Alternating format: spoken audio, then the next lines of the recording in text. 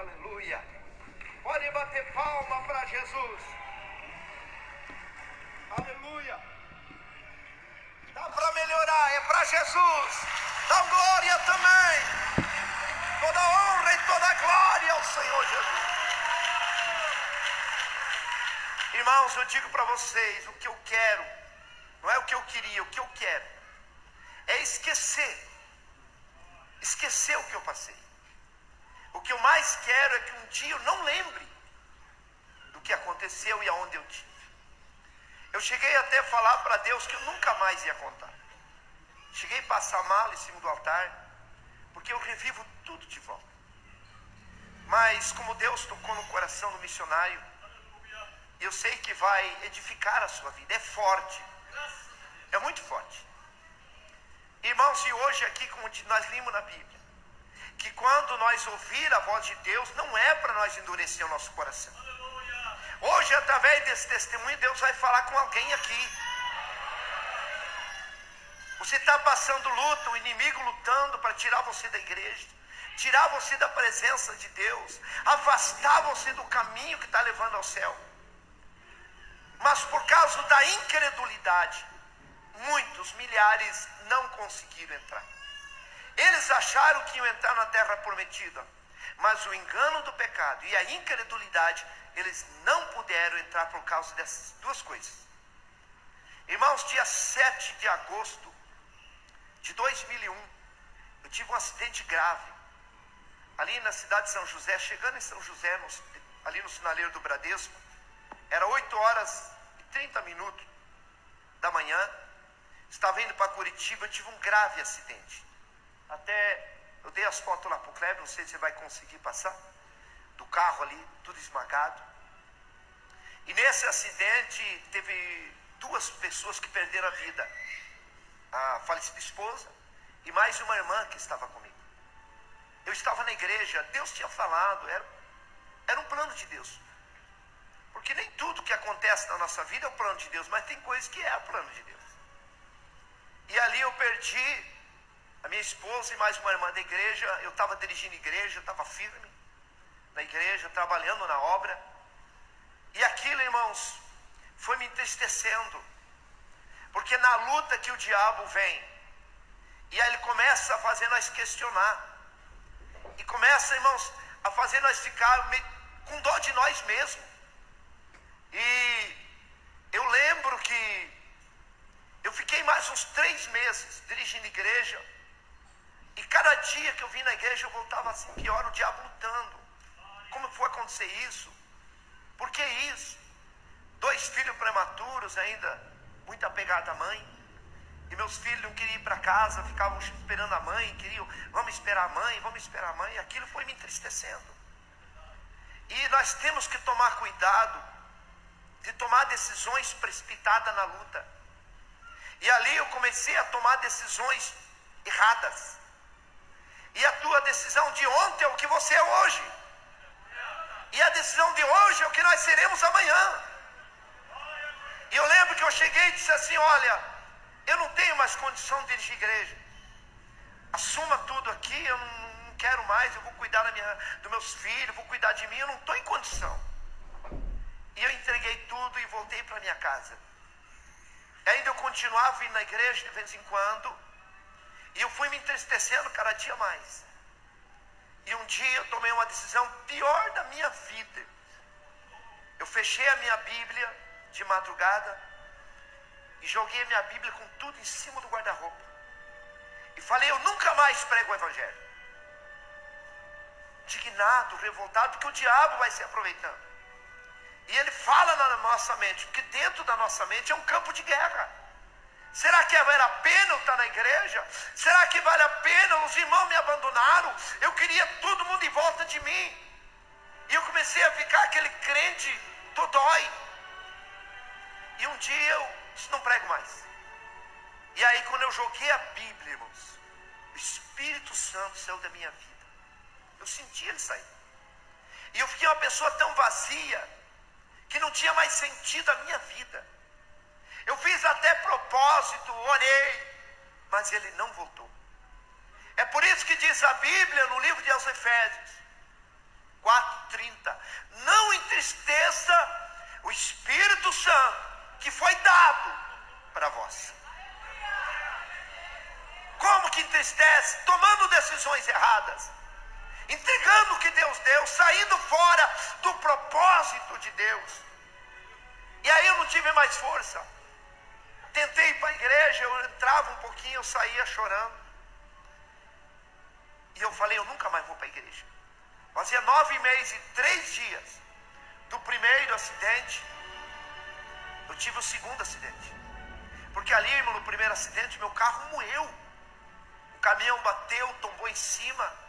Eu fiquei 1h30 embaixo do caminhão, esmagado, engolindo areia, o caminhão carregado de areia, mas só trincou um fio de costela. Eles me queimaram as costas, cortando a ferragem, mas quando eles endireitaram o assento, ainda eu falei, tirem ela. Eles, não, ela não tem mais jeito. E as duas que estavam junto comigo foram a óbito. Aquele dia eu perdi a fé em Jesus, e ali eu senti sair de mim o Espírito Santo, e eu fiquei tão vazio, irmãos, não tinha mais sentido a minha vida. Eu ia orar, não sentia nada de Deus. Eu ia, irmãos, muitas vezes jejuar, eu ficava entregando meu jejum, Jesus recebe meu jejum, e eu senti que Deus não recebia. E eu comecei a me afastar da igreja, e eu comecei a ficar em casa, entreguei a igreja, e eu comecei a fugir dos irmãos, fiquei sem santa ceia. E ali, irmãos, eu comecei, vendo ir no culto, eu ficava em casa assistindo novela, vendo filme, para preencher aquele vazio. Mas quando eu deitava na cama, eu me sentia, irmãos, uma pessoa sem vida mais. Porque a pessoa, quando conhece a Bíblia, é batizado com o Espírito Santo, conhece, teve intimidade com Deus, e ele, se ele perdeu o Espírito Santo, a vida não tem mais sentido nenhum. A minha vida era uma vida sem graça. Eu lembro quantas vezes os irmãos chegavam lá em casa, meus filhos estavam no colégio, e eu chorando dentro de casa, e os irmãos chegavam lá, batiam palma, e eu com a casa fechada. Pastor Valmir, o carro dele está aqui. Eu tinha voltado a trabalhar, irmãos, comprado outro carro. O carro dele está aqui. Ô irmão Valmir, pastor. E eu lá, irmão, não quero ver eles. Porque, irmãos, a pessoa quando está distante de Deus, ele não quer ouvir falar que Jesus vai vir. Ele tem medo de morrer. E eu não queria nem que ninguém falasse, Jesus está às portas para voltar. Eu sabia que eu ia ficar. E depois de 9 meses e 3 dias do primeiro acidente, dia 10 de maio, irmãos, de 2002, nós estava tocando uma obra, o pastor lembra, Bingo, Palácio 60. Ele não me conhecia. Foi esses dias que eu dando entrevista no rádio que o pastor ficou sabendo que era eu, aqui no púlpito, que ele ficou sabendo que era eu, o funcionário que tinha se acidentado. Dia 10 de maio de 2002, eu saindo de casa, Deus falou comigo ainda, irmãos. Por isso que Deus sempre avisa. Essa palavra, quando ouvi a voz do Senhor, não endureça o coração. Irmãos, eu fui até a garagem, eu chorei, porque Deus falou comigo, não vá trabalhar hoje. Eu fui até o carro, voltei até o carro, mas eu tinha 4 funcionários, e nós éramos 2 responsáveis por 52 funcionários. E ali, irmãos, eu falei, eu não posso, eu tenho que ir. E eu peguei meu carro e fui. Quando eu cheguei na obra, tinha um obreiro, que era um funcionário meu, o irmão Rubens. Esse irmão Rubens, ele era crente, dirigente de igreja. E ele veio e me abraçou e disse assim, pastor Valmir, volte para a igreja. Jesus está voltando, nós somos mortal, pastor. E eu falei ainda para ele, onde é que você vai pregar hoje? Ele falou, eu vou pregar na minha igreja. Ele dirigia uma igreja lá em Contenda. Eu falei, então hoje eu vou lá na tua igreja hoje, pegar o carro, os piá, e vou lá, e vou reconciliar. Ele disse, então vai lá hoje. Mas para ele parar de falar, eu não ia. Eu só falei aquilo só para ele parar de falar que Jesus ia vir. Irmãos, 11h30 da manhã, eu subi para ajudar em cima do telhado, para ajudar, irmãos, os carpinteiros a cobrir ali aquele barracão. E ali, irmãos, eu ajudando um servente a levar uma telha. Eu não sei se não foi o diabo, irmãos, que fez aquilo.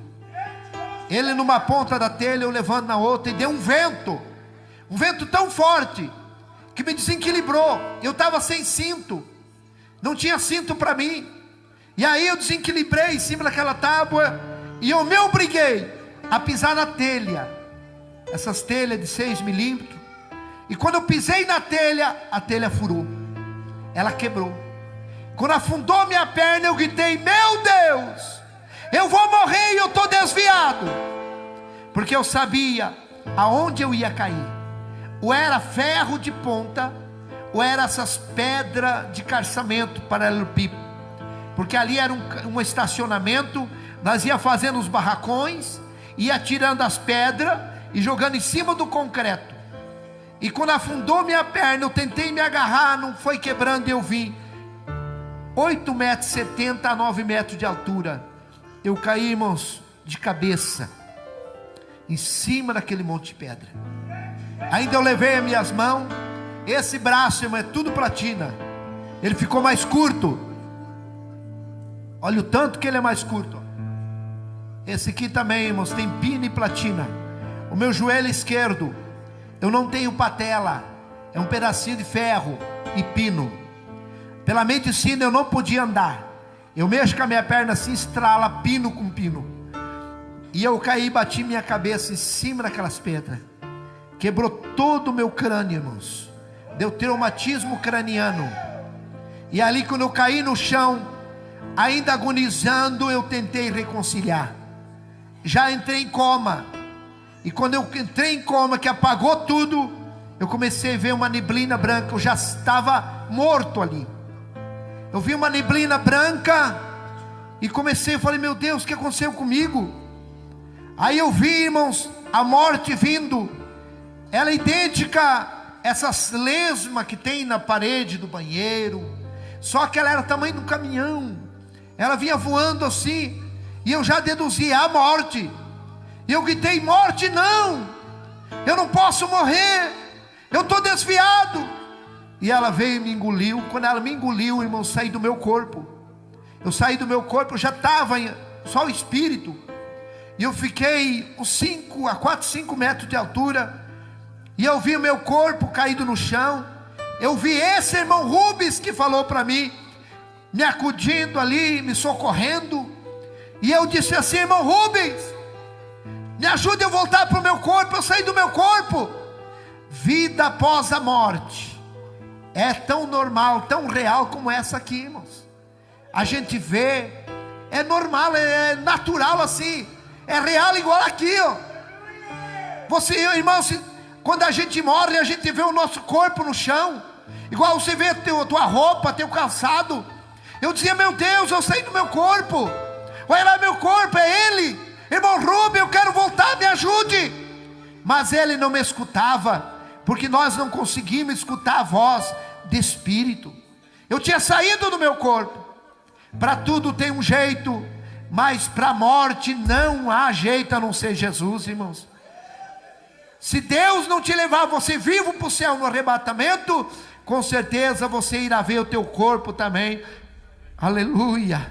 E ali, irmãos, eu estava no ar, sem domínio, não sabia para onde ir. E eu gritava: meu Deus, me ajuda eu voltar para o meu corpo. Eu vou voltar para a igreja. De repente eu vi, irmãos, uma gargalhada, aquela risada debochada, aquela gargalhada debochada. E eu olhei assim, eu vi 2 demônios me olhando. Terrível, irmãos. Como fosse um cachorro, um cão assim, cabeça de cachorro, mão de pessoas, mas ele não tinha dedo, eles tinham garras. E eles falaram assim para mim: agora não tem mais jeito, agora você está morto. E começaram a dar aquelas gargalhadas. E eu gritava: não, eu sou crente, tentando enganar o diabo. Irmãos, e eles sem misericórdia me pegaram, me levaram para o lado esquerdo, para esse lado. E ali eles me levaram e me jogaram dentro de um poço, de um túnel assim, ó, pá, igual joga um lixo. Irmãos, vida após a morte é tão real, que eu dizia, não é verdade que eu morri, eu vou me acordar, é um sonho, é um pesadelo, e quando eu acordar desse pesadelo, eu vou voltar para a igreja.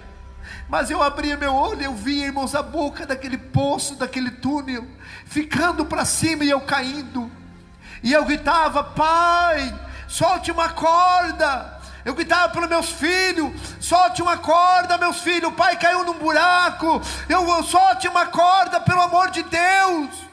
Irmãos, vida após a morte, ela é real, irmãos.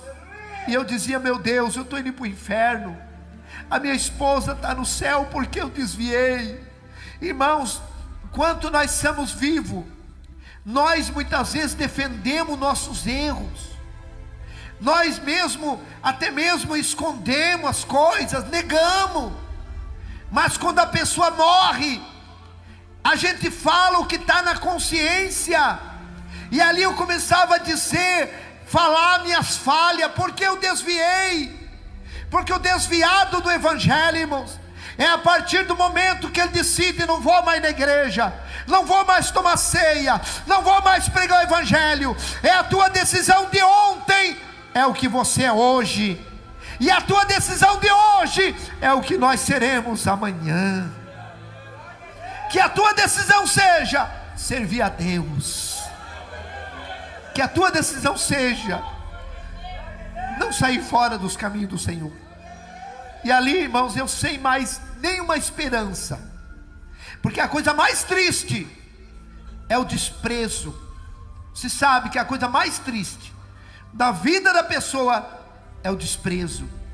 E uma pessoa que morre sem salvação, ele se sente o pior lixo, melhor nem ter nascido, porque ele grita, ninguém responde.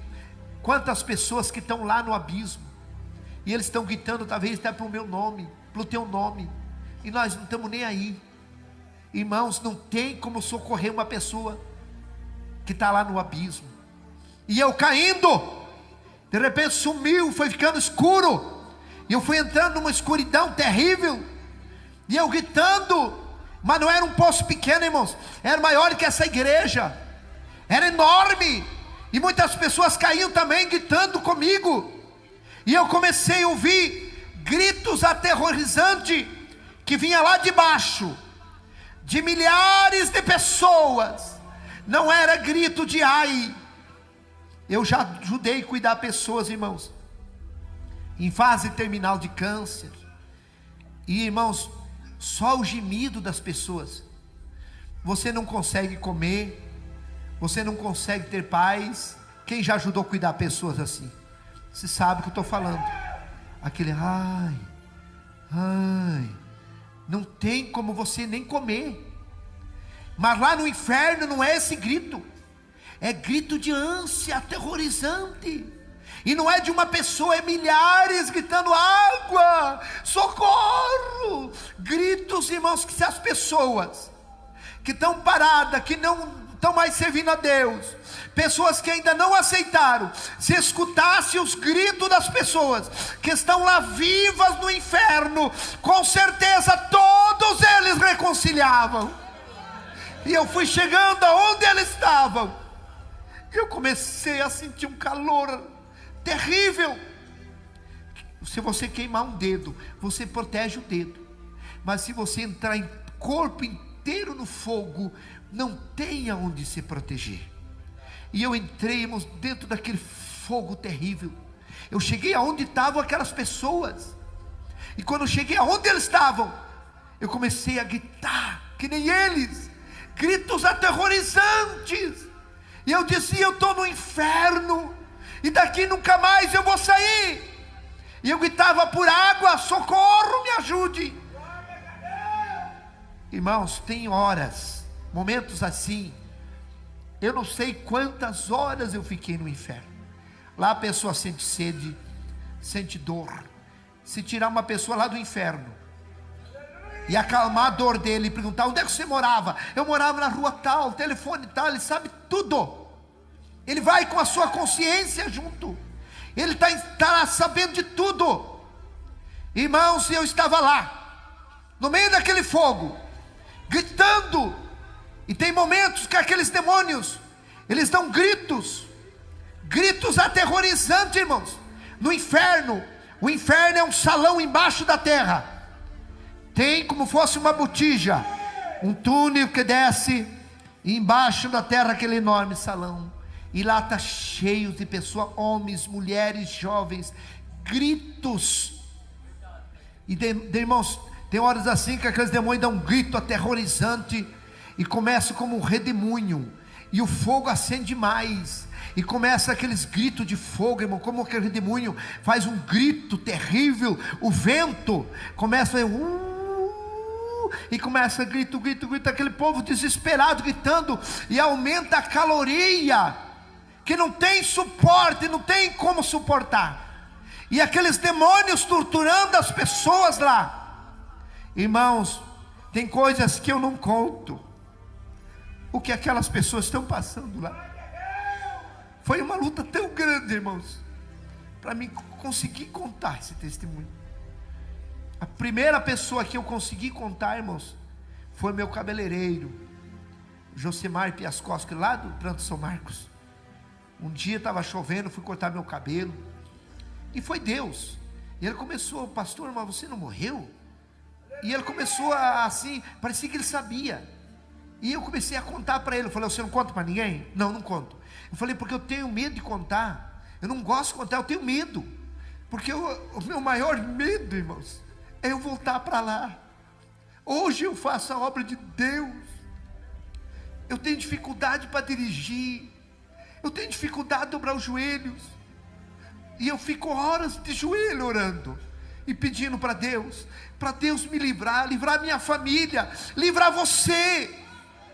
Que Deus abra a tua mente, que você possa entender que o inferno é real. Eu não fui para o inferno querendo ir. Eu achei que eu não ia, porque eu tinha parado. Meu irmão, talvez você achando assim, que por mínimas coisas você não vai para o abismo. Conserta a tua vida, volta para Jesus. Volta enquanto é cedo. Porque, irmãos, como diz no livro de Tiago, capítulo 4, e versículo 13, um dia de madrugada eu achei esse versículo, e diz assim, ó: eis aí agora você, pode ler lá em Tiago 4,13, que diz: hoje ou amanhã irei para tal cidade, e ali passarei um ano, negociaremos e teremos muito lucro. E diz assim, ó: e você não sabe que a vossa vida é apenas um vapor, uma neblina, que aparece e logo desaparece. Hoje eu estou aqui vivo, amanhã não sei. Hoje você está ouvindo um testemunho real. O inferno existe, o céu existe. O diabo, ele quer nos enganar. O diabo não quer que ninguém pense que o inferno existe. Ele quer fazer nós esquecer. Ele quer que nós pensemos só em trabalhar, em sonhos e correr atrás do dinheiro. O dinheiro é bênção, sonho é bênção, mas Deus tem que estar em primeiro lugar na nossa vida. A minha casa vai ficar, o meu carro vai ficar, a minha esposa vai ficar se Deus me levar. E lá eu vou ter que prestar conta diante de Deus. Só vai a minha consciência, as minhas boas obras e as minhas más obras. Hoje é noite de salvação. Não vá para aquele lugar terrível. Abrace Jesus. Ele quer escrever o teu nome no livro da vida. Labassurianda. Irmãos, é uma luta tão grande, porque eu revivo esse terrível. Você não conhece o diabo. O diabo, as pessoas vão conhecer ele depois que a pessoa morre sem salvação. Mas aí é tarde, irmãos. Aquele quer nos enganar, fazer nós aproveitar o mundo, querer nós ir para deixar de Jesus. Parece que uma tortura na igreja, é difícil obedecer a palavra, a doutrina. Mas eu te digo, vale a pena você perder esse mundo e ganhar a tua salvação. E lá eu estava, irmão, naquele terrível lugar, gritando. gritos aterrorizantes eu gritava. E de repente deu um estalo assim, ó, pá, como um raio. E eu escutei uma voz que gritou: Valmir! E me pegou nesse braço. Poucos segundos me tirou de lá. E quando nós saímos no claro do mundo, eu gritava, eu chorava de dor. E ele falava bem calmo, que eu creio que é o próprio Jesus. Não chore. Eu dizia: Senhor, eu estou tudo queimado. E ele deu um sopro, aliviou. E ele disse: vamos lá na terra, eu vou mostrar o meu caminho para você. Nós viemos, eu conhecia a cidade. Ele me levava assim voando. Irmãos, eu era como um germe na mão dele, muito pequeno. Ele me levava segurando pela mão, voando. 3 vezes eu tentei olhar para ele, ele me virou e me tampou com a sua mão. E ele conversando: olha, aqui é meu caminho. E havia, vimos aquele caminho mais estreito que o corredor, dávamos menos 1 metro, reto. E ele era como fosse aterrado, para cá lama e água, para cá lama e água. Do lado direito do trilho, lama e água. Do lado esquerdo, aquela lama com água. Mas o caminho era reto, enxuto, como se tivesse aterrado ali. E ele disse: esse é meu caminho, quem for até o fim terá a vida eterna. Eu vi um irmão vindo com a Bíblia, e ele passou por nós angustiado, caminhando rápido com aquela Bíblia abraçado. E o Senhor falou: está vendo meu filho? Ele está passando grandes lutas, mas ele vai até o fim. Você pode passar luta, você pode ter até decepções, mas não desista. Jesus acredita que você vai ir até o fim. Vi uma irmã com um bebezinho nos braços e puxando um menininho, ela chorando. Eu creio que é essas irmãs que levam a cruz sozinha, os filhos, vamos para a igreja, ninguém vai, mas ela vai com os filhos. E vinha aquela irmã também, passou e foi, chorando. A mesma coisa o Senhor falou: a minha filha está passando grandes aflições, mas ela vai até o fim. Ela não viu nós via ela. E ali vinha 2 jovens. Um vinha falando mal, irmãos, do caminho de Jesus. Ah, isso aqui é ilusão. Ah, eu não quero ficar mais aqui. Ah, nós estamos perdendo de aproveitar a vida. E tinha um que escutava, irmãos, caminhando assim de costa, escutando, bem assim ele caminhava, escutando. E o outro falando. E esse que estava escutando falou assim, ó: ah, eu vou sair do caminho, não vou ficar mais aqui. E ele decidiu, saiu naquela lama andando, e começou a ficar como fosse embriagado, como fosse um epilético, assim, uma epilepsia. E ele caiu. Quando ele caiu, ele ficou dormindo. Aí o outro começou a gritar: fulano, fulano, o que você está fazendo aí? Sai daí. Aí ele olhou para cá, olhou para lá: ah, eu também vou lá com ele. E a mesma coisa, também caiu dormindo naquele barro. Aí o Senhor Jesus disse: olhe, são as pessoas que saíram do meu caminho. Um mar de gente deitada naquela lama, pessoas dormindo. Eu vi um pastor com a Bíblia grande, deitado de terno azul marinho, dá para ver assim, ó, deitado na lama, ele dormindo. Eu falei: olha ali, esse aqui é um pastor. Jesus falou: sim, esse aqui é um pastor. Mas eu falei: ele está dormindo aqui na lama. Aí Jesus falou irado: esse aqui, para ele nada mais é pecado. A consciência dele cauterizou. Está ele e seus seguidores aqui na lama dormindo. Sem santidade ninguém verá o. Tem muitos pastores que abrem as portas, nada mais é pecado, tudo pode, para segurar o povo na igreja. Cuidado, meu irmão, tem muitos pastores dormindo na lama. Não vai para a lama não, fica com Jesus. Fica com Jesus. Do lado direito estavam todos eles dormindo, e eu entendi uma coisa.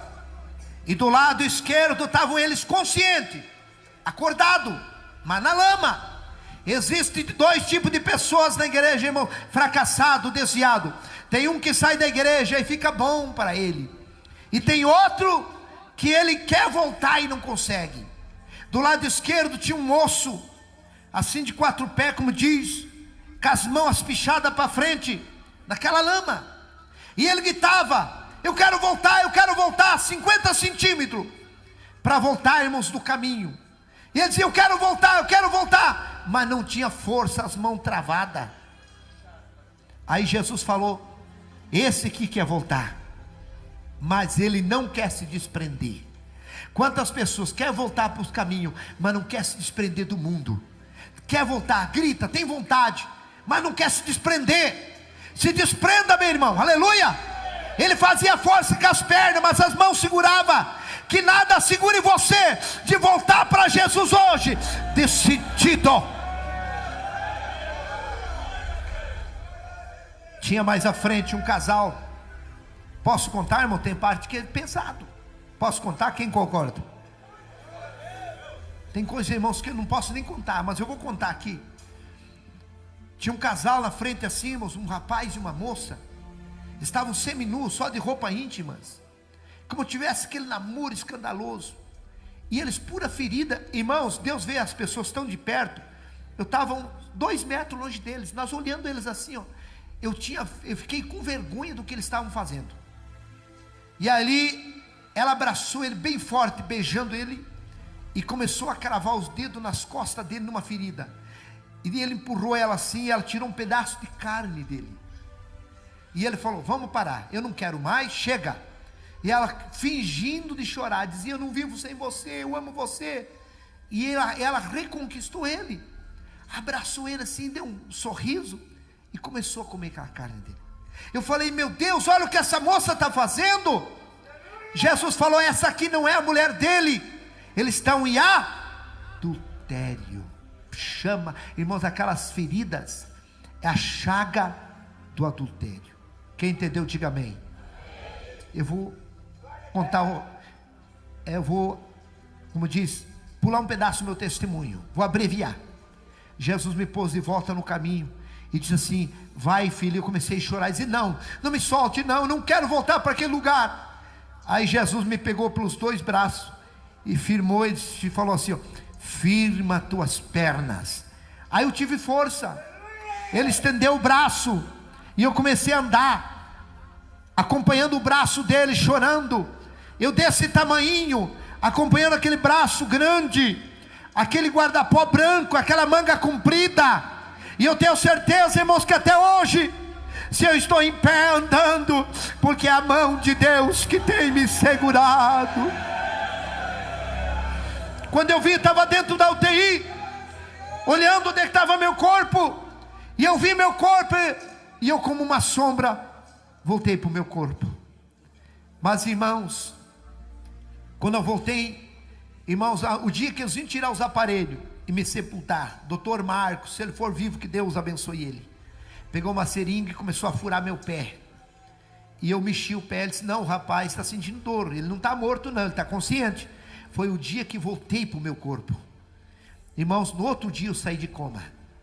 Aí eles chamaram minha família, meu pai, disseram: olha, ele está consciente, ele saiu de coma, mas ele tem 3 coágulos, lado esquerdo paralisado, crânio quebrado, vai ter que fazer uma cirurgia muito perigosa. O senhor tem que assinar autorizando, dificilmente ele escapar. Doutor chamou, o cirurgião chamou meu pai, lá no hospital, irmãos, evangélico, chamou meu pai de um lado e disse assim: não deixe operar teu filho, ele vai ser um conhecimento do corpo humano para os universitários, ele não tem chance. Meu pai falou: doutor, o que eu faço? Vai para casa, pede um tempo e volta daqui uns 15 dias, talvez ele esteja até respirando sozinho. Assine um termo e leve ele para casa, leve alguém orar por ele. Se ele morrer, vai morrer junto com os filhos. Dali 12 dias meu pai voltou lá, irmãos. Eu já estava respirando sozinho, mas eu não sentia nada do meu corpo. Eu não sentia a minha língua, eu não sentia o lado esquerdo, parecia que eu tinha me cerrado, eu não sentia nada. Meu pai assinou um termo, levou para casa.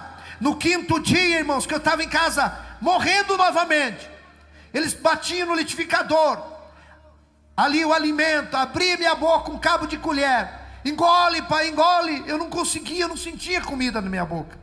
Eu estava, irmãos, eu chorava de fome e sede. Eu começava a gritar.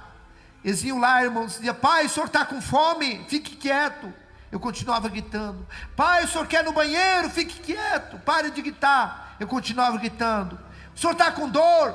Continue gritando. Eu continuava. Eles me davam 80, 70 gotas de pirona e eu desmaiava. No 5º dia, irmãos, eu estava morrendo, entrando dentro de um freezer gerado. Já estava até aqui. E eu gritei muito fraco. Meus filhos não escutaram. E de repente eu vi os passos de uma pessoa que entrou no meu quarto. Entrou aquela luz forte. Foi o próprio Jesus que veio de novo me dar vida. E quando ele veio a par da minha cama, eu entendi, é Jesus que está aqui. E eu falei: Senhor, se o Senhor me der vida, eu vou levar a tua palavra onde o Senhor me mandar. E ele me deu um sopro. E eu comecei a sentir a minha língua, a sentir meu corpo. E eu comecei a gritar. Meu pai veio lá. E aí eles trouxeram o alimento batido no liquidificador. Eu consegui engolir. Irmãos, dali 17 dias, eu comecei a andar sem muleta, para a glória de Deus. Eu estou aqui vivo, falando que Jesus vivo. Jesus está vivo, igreja. Ele cura. Não existe nada difícil para Deus. Que Deus te abençoe. Hoje Deus restaurou minha vida. Deus me deu uma outra esposa abençoada, está aqui. Depois de 3 anos de viúvo, me casei. Deus me deu um Misael. Irmãos, a maioria da minha família não vem. Pai, o senhor vai contar o testemunho? Vou. Então não vou, pai. Então fica em casa. Eu não gosto de ouvir, pai, porque eles sabem, eles me acompanharam. Aleluia. Daí minha esposa veio para me ajudar. É tão difícil. Meu irmão, em nome de Jesus Cristo, você que está parado, volte. Talvez, irmãos, eu saí para trabalhar 11h30 da manhã, eu estava morto. Talvez seja o último culto teu. Talvez seja o último testemunho, que Deus não deixou você morrer, para você ouvir e saber que o inferno existe, e que Jesus quer te salvar, que Jesus quer te perdoar. Talvez o diabo tenha falado que você não tem perdão. É o diabo que fala na mente, porque na nossa mente é um campo de guerra. Aqui dentro ele trabalha, ele luta, mas também Deus trabalha e Deus luta. O diabo luta com a incredulidade, e Deus luta para nós crer, porque tudo é possível aquele que nele crê. Eu quero orar para Jesus curar.